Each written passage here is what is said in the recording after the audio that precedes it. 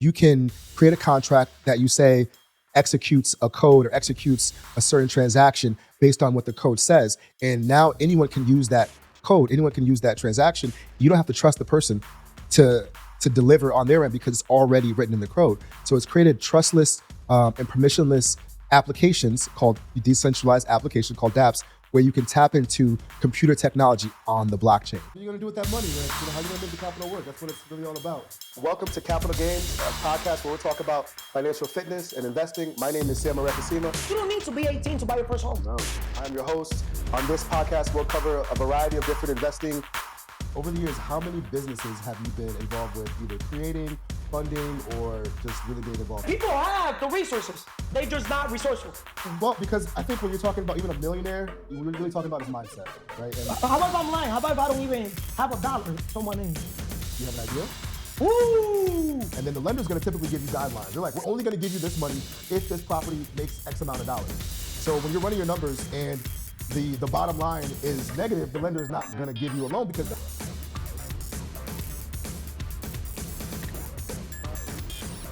Welcome to Capital Games. I am your host, Sam Rekasima. This is episode 9. Today we'll be discussing digital currencies, digital assets, specifically Bitcoin, Ethereum, and Solana. So I don't know, you probably heard over the past few weeks or months about Bitcoin and how it's gone up and all the different things that is involving it. So I really wanted to take this time today to really deep dive into exactly what is Bitcoin, how it works, and why, and what all the hype is surrounding it. So let's start with first this kind of explanation of what Bitcoin is. And it's actually blockchain technology. You may say to yourself, what is blockchain technology?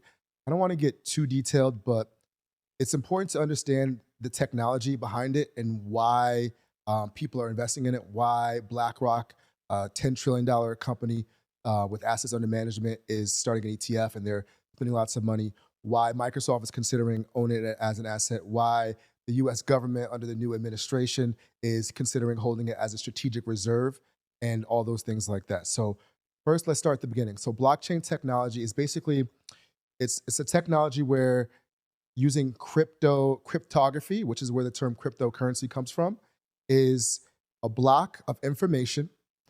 Typically, it starts with what's called a genesis block, which is the first block of information.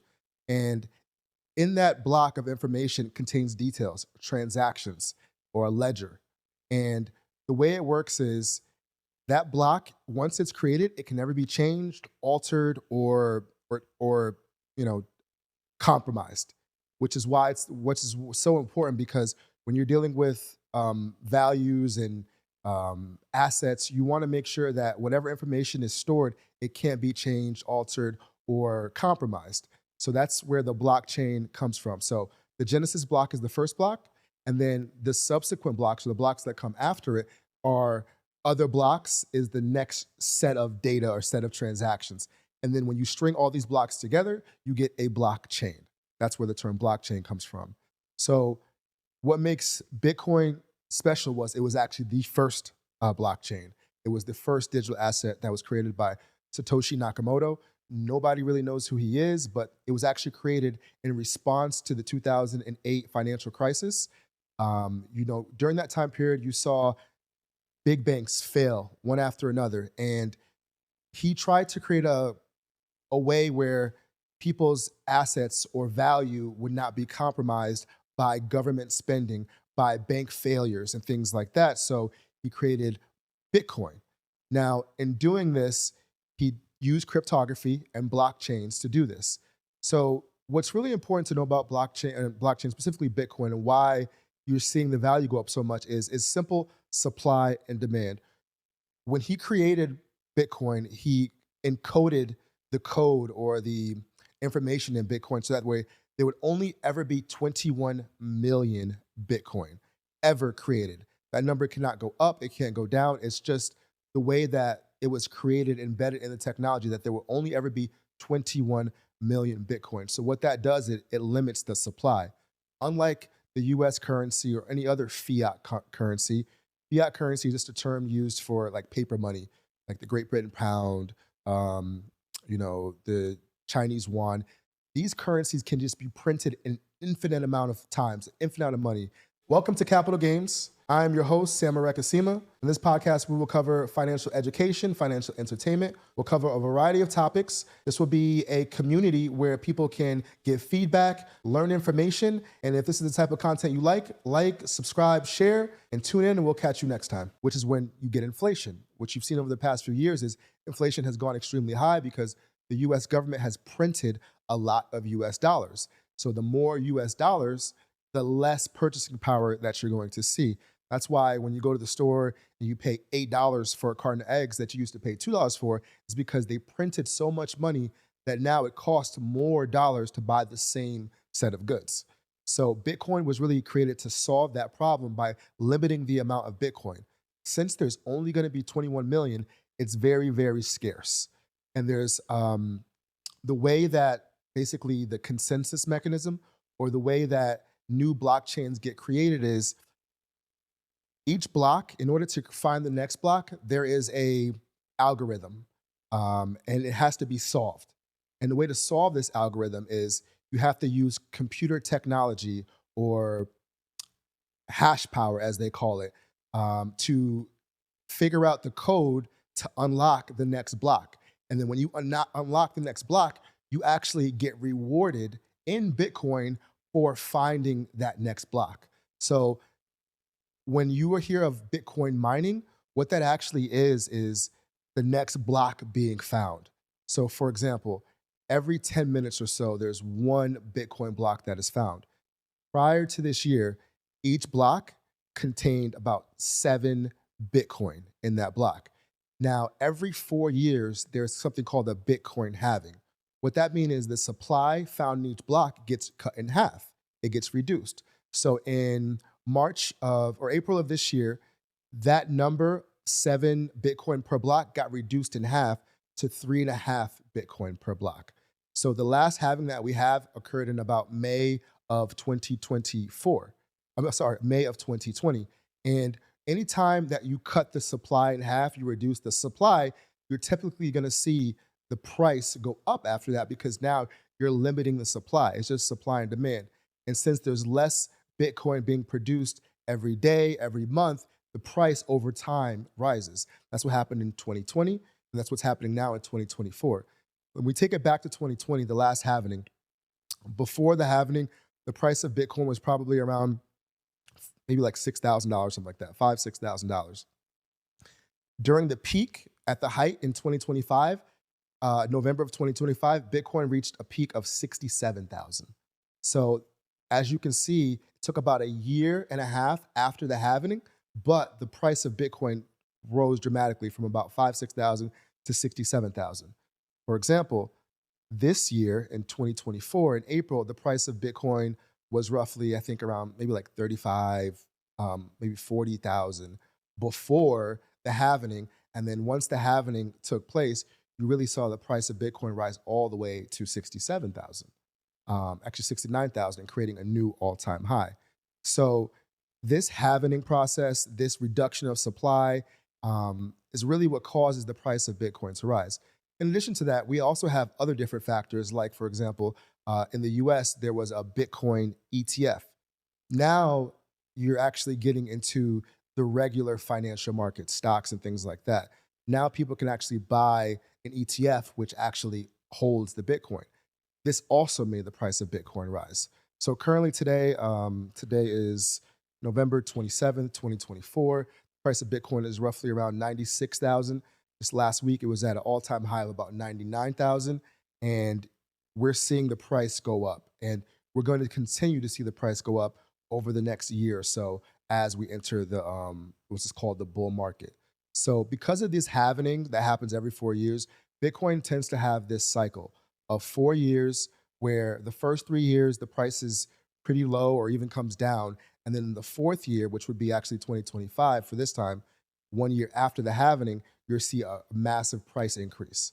So that's kind of some of the background information for Bitcoin. And I know, again, this is not financial advice, but it is financial education. I think it's important for people to understand this technology, understand this asset class, because it is new, and really try to figure out how it fits in their financial portfolio. Welcome to Capital Games. I'm your host, Sam Arekasima. In this podcast, we will cover financial education, financial entertainment. We'll cover a variety of topics. This will be a community where people can give feedback, learn information, and if this is the type of content you like, subscribe, share, and tune in, and we'll catch you next time. Me personally, I like to have between 1% to 5% of my portfolio in digital assets. Because it's highly speculative, I don't want to put more than that. But as it becomes more adopted, as it becomes more regulated, as it becomes more financially secure, I will definitely allocate more of my portfolio into it. Then also what happens is, the reason why I say 1% to 5%, that 1% to 5% could actually grow to 10, 15, 20% of my portfolio if the price continues to rise. At the same time, if the price drops, I'm only going to be losing 1% to 5%. So it's more about risk management when you're dealing with any type of asset and making sure that the amount that you have allocated makes sense for your risk appetite and makes sense for your portfolio. With that being said, the way I see digital assets is kind of how I saw the internet, 20, 30 years ago. When the internet was going on and you saw the dot-com bubble back in 2020, there was a lot of different companies that sprouted up. A lot of them failed. Some of them made it. And you saw the huge appreciation and value of the companies that did make it. Your Yahoos, your Googles, all these different companies that were around during that dot-com bubble and during that internet boom. It really changed the landscape of the world and how things are actually operating. And I think we possibly will see the same thing when it comes to cryptocurrencies and digital assets. Now, the thing is, there's over, I think, probably like 100,000, 200,000 different cryptocurrency projects that you can get into. Bitcoin is the number one. And so for that reason, it will be considered the safest of those assets and of that asset class. So when you're trying to allocate money into the space, if you're risk averse, you probably just want to just stick with Bitcoin because it's, the easiest and, probably one of the easiest to manage. And now, since you have access to the ETFs, you can choose not to self-custody. So the power also of Bitcoin is since it's a decentralized asset, which means that no government controls it, no one person really controls the network.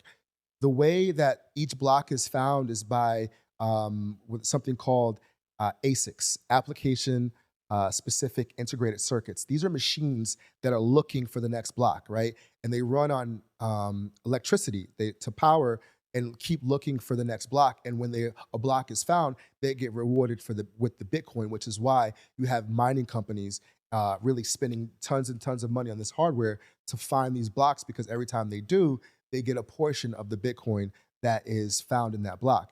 And it's also decentralized because anyone in the world can set up one of these ASICs, right? You can be in China, you can be in Africa, you can be in El Salvador, you can be in the United States. And as long as one of these nodes is running, one of these nodes is on, the information on the blocks can be transferred from anywhere in the world. And because of that decentralization, it really gives power to the holders of it, because if your government doesn't like what you're doing, they can't control your Bitcoin and they can't control what you do with it. So if you want to send, $1 billion, $10, $20, $100 across the world, you can do that in a matter of minutes and at a fraction of a cost versus doing, like, let's say, a wire transfer.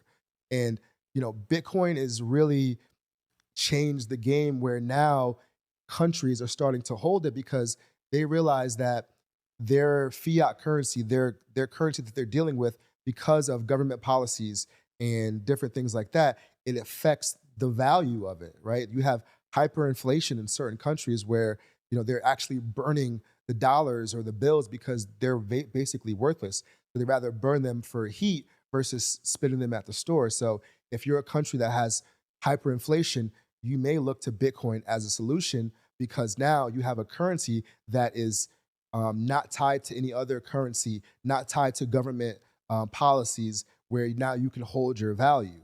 So there's definitely certain countries there, they see their dollar or their value of their currency losing money, losing weight every time. So what they may choose to do is now allocate some of that money into Bitcoin or other digital assets where now they can really hold their value and hold their spending power for a future time period.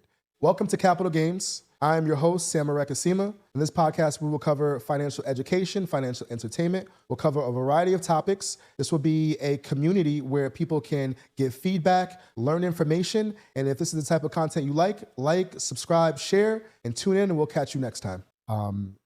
So that was basically Bitcoin.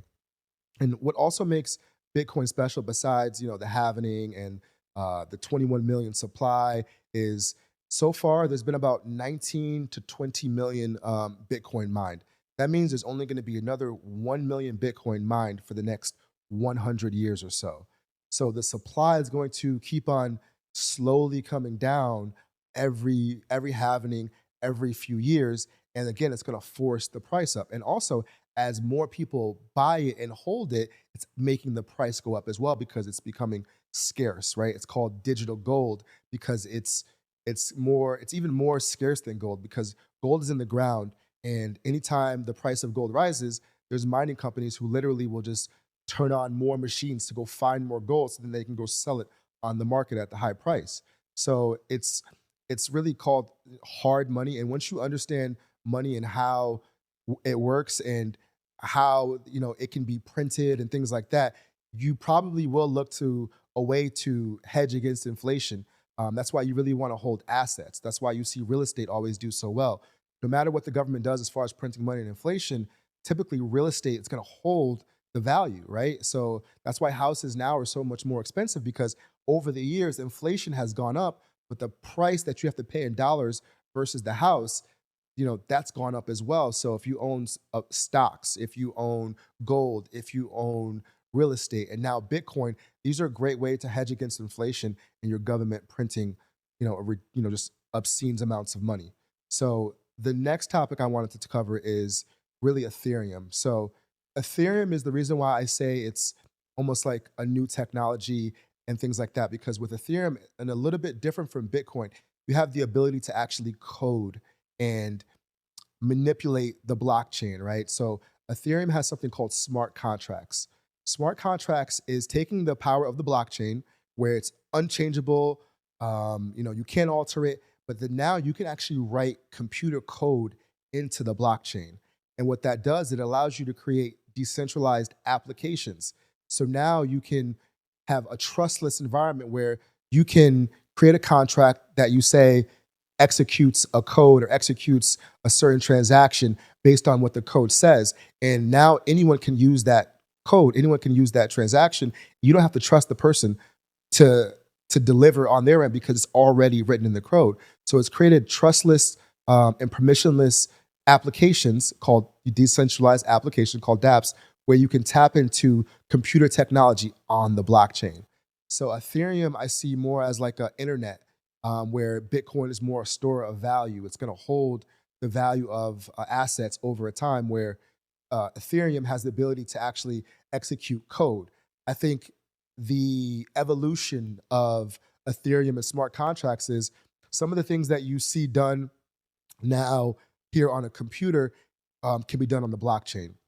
For example, if you wanted to store medical records, because of the smart contract code, you can put those medical records on the blockchain. If you wanted to have votes, if somebody wanted to vote, you could put that on the blockchain.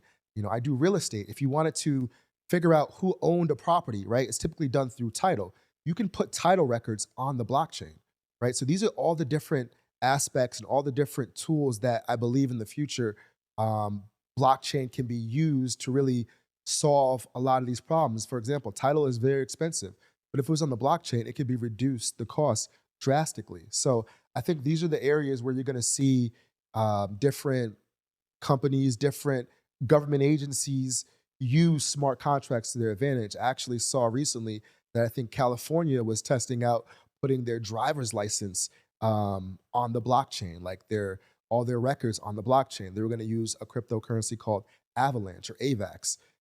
These are really, I think, how applications and how blockchain can be used in the future, and it's going to be a major disruptor.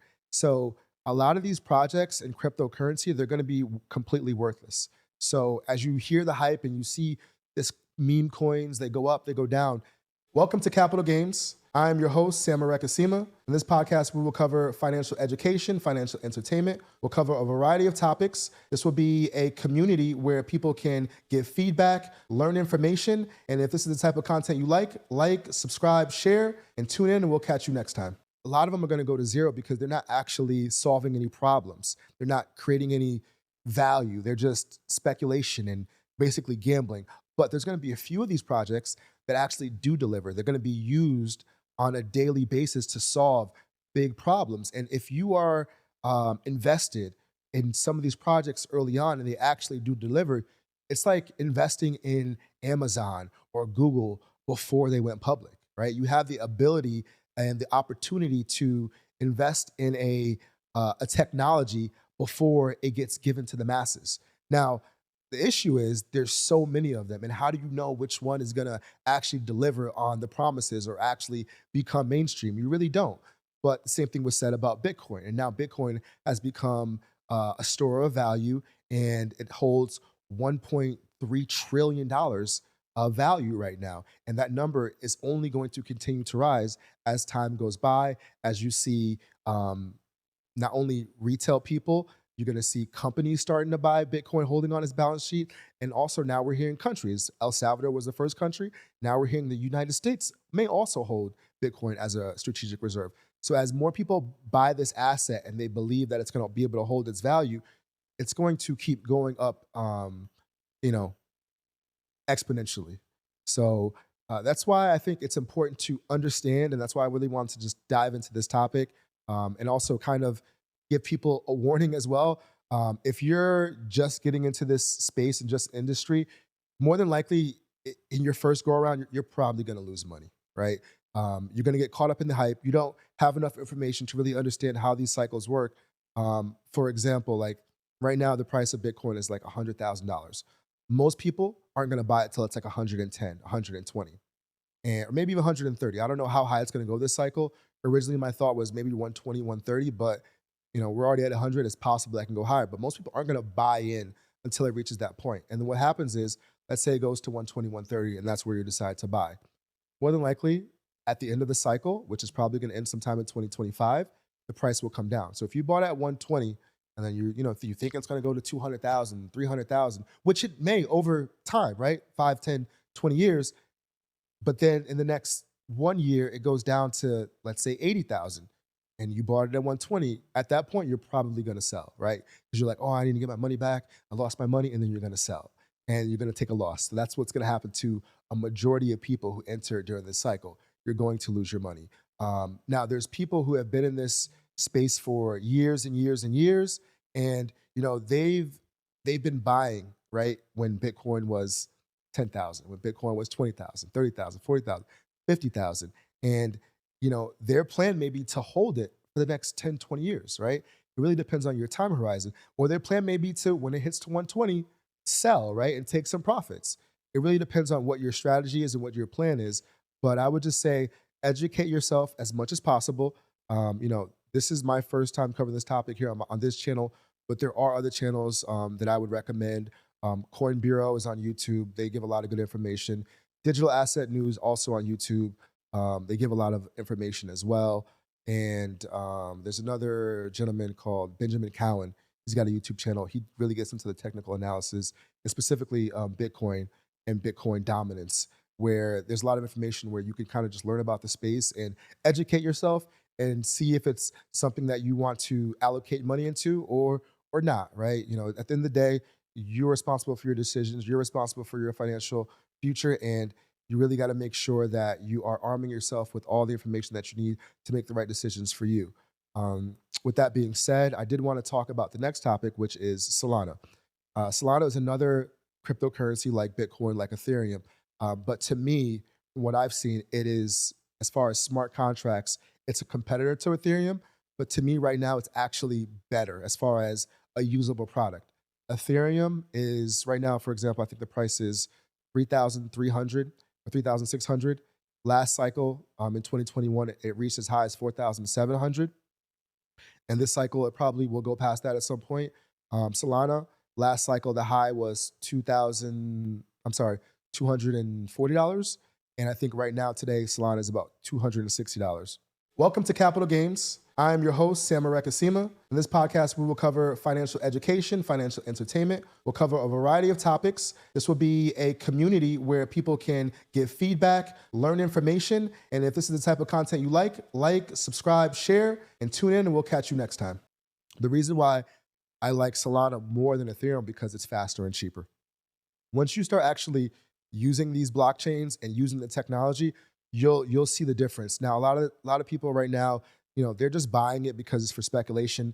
They don't even realize that you can actually do things with these certain cryptocurrencies. Like Bitcoin, you can't really do much besides hold it. And you can hold it in an ETF or you can hold it in your self-custody wallet. That's also the power of cryptocurrency is you don't hold it at like your bank or your brokerage. You can actually hold it on chain, right? In your wallet where only you have access, you have your keys. You can also hold it on centralized exchanges. But as we saw with FTX, there's a risk to that. If anything happens with that platform, whatever cryptocurrencies that you're holding on their platform, it goes. So it's best to actually hold your cryptocurrency in a self-custody wallet where you control it and it's not held by a centralized exchange. Or now what people are doing is they're buying ETFs. So if you don't want to self-custody yourself, you can buy the ETF and it's basically a proxy of holding the actual asset. Now, Solana, like I said, once you start using these digital currencies, you'll see that Solana is the fastest and it's the cheapest. Ethereum was the first smart contract. So, they have the first mover advantage, right? They have the network effect where they were the first people using it. So there's a lot of money that's in Ethereum. I think, for example, right now, something around 200 or 300 billion dollars worth of value on Ethereum, where Solana is only about 110 billion. So it's about one third less. I'm sorry, 2/3 less than what Ethereum is. But to me, it's faster, it's better, it's easier to use. The experience is better. Now there is a little bit of issue when it comes to decentralization. It's not as decentralized as Ethereum, but I think they're trying to solve some of those issues as well. So the reason why I like Solana and the reason why I like smart contracts is because, like I said, you can hold different information on it, but you can also do something called decentralized finance. I came up in a banking background, and that's what we call centralized finance. Your Wells Fargo's, your Chase banks. These are places where you would go if you needed capital, and if you needed to borrow money, or you wanted interest on your funds. Now with blockchain, you could actually do some of those things on the actual blockchain, right? You can borrow money. You can use your crypto as collateral and get a loan. This is why it's called decentralized finance, right? But you go to a bank, you're going to use the protocols on a certain chain like a Solana or like an Ethereum where you can lend, where you can borrow, where you can get yield, where you can get a return, where you can stake. Staking is basically where, if, like for example, with Ethereum and Solana, you can stake it, which means that you own the asset, but you can stake it on a protocol, and they'll actually give you a yield, 3%, 5%, 6%. Really depends on what platform you're using. But now you actually can get a return on your yield, and then also as the price goes up, you're getting the price appreciation as well. So decentralized finance, I think, is going to be one of the biggest use cases for blockchain as well as people understand it and use it. And now you can also send money very quickly from person to person or peer to peer using different blockchains, right? You can send money like you would, like a wire at the bank cost you $25, right? You can send, for example, on Solana, you could send $10,000 to somebody for 5 cents or 2 cents. So the cost is so much cheaper, and as more people adopt it and it becomes more accepted, and you'll be able to use it for payments at stores and different things like that. So there's so many different applications for blockchain technology, NFTs, right? Non-fungible tokens. I think at some point these are going to be used almost as coupons or membership reward programs. All this different technology is really the true value of blockchain. And I think as it matures, as it's more regulated, as more people use it, we'll start to see more of it. And some of these projects will become household names and they will be widely used. And if you're early, you have the opportunity to partake in the appreciation and the value growth of these projects. So I just think like the space needs to be understood. And if you are considering allocating any funds, that you need to do your research. You need to, listen to different projects. Welcome to Capital Games. I'm your host, Sam Arekasima. In this podcast, we will cover financial education, financial entertainment. We'll cover a variety of topics. This will be a community where people can give feedback, learn information, and if this is the type of content you like, subscribe, share, and tune in, and we'll catch you next time. Use some of the projects, try to figure out which ones work for you, and if you are a business owner, if you are a creator, figure out how you can add value, right? What innovation can you provide? There's lots of different things. For example, there's one project called Helium Mobile. They have a data plan where you can actually have a cell phone that's linked to a blockchain. This is also on Solana, where now they're actually providing mobile service through blockchain, right? These are some of the things and some of the problems that people are trying to solve using blockchain. And I think if you are a creator, if you are a business owner, you're an entrepreneur, try to figure out how to use blockchain to solve problems, because now once you have a problem now that can be solved very quickly or sent to the masses, you have ability to help a lot of people, right? Solve a big problem for a lot of people or a small problem for a lot of people. But now, since it's on chain, you'll really be able to impact more than if you would have just done it in let's say, a traditional manner. Um, with all that being said, I'm going to say, again, do your research. If you're interested in blockchain technology, use some of the resources that I had mentioned. There's a lot of different information. Be careful. There's a lot of scammers out there, especially as you see the market go up. Most things are scams, right? So you got to really do your research and understand that this is a very risky uh, asset class. And if you really do start getting on chain and you start investing, there's a lot of risk, and you got to make sure that you are prepared for that risk and that you are doing everything to safeguard yourself. And that way, you don't lose money. Because at the end of the day, this show is called Capital Games, and the most important thing about capital is first, you know, getting it, and then keeping it, and then learning how to grow it, right? So first you want to make sure you get it, and then you make sure you keep it. That's really important, not to lose your capital, and then grow it. Once you figure out those three things in general, capital and money, it gets a lot easier. So with that being said, thank you for watching. If you do like this type of content, like, share, comment. You can find me on Instagram at Sam the Investor, Capital Games on Instagram, Capital Games YouTube. Thank you for watching, and we'll see you soon.